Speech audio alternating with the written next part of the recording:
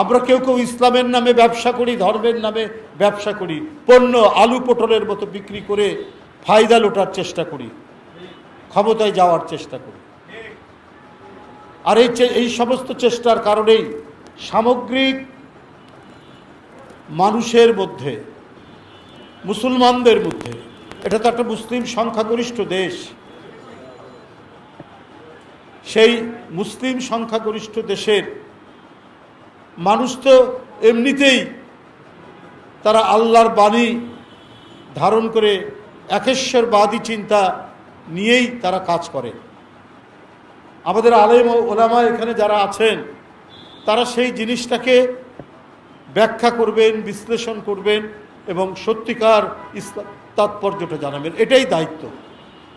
কিন্তু ধর্মের নামে রাজনীতি করে, ব্যবসা করে নিজের ফায়দা লুটবেন, তখনই কিন্তু সমাজে পাপ পঙ্কিলতা বৃদ্ধি পাবে। কোনো প্রকৃত মুসলমান মিথ্যা কথা বলতে পারে, মুনাফিকি করতে পারে? কখনোই করতে পারে না।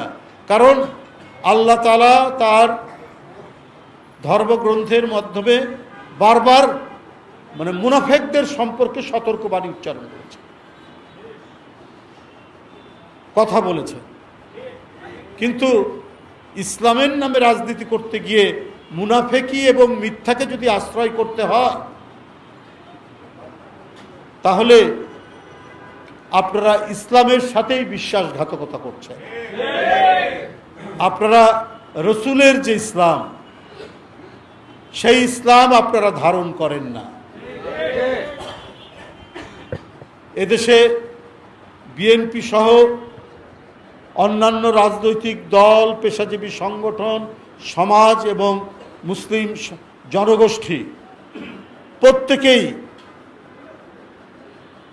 ইসলাম নিয়ে ব্যবসা করে না, ইসলামকে ধারণ করে।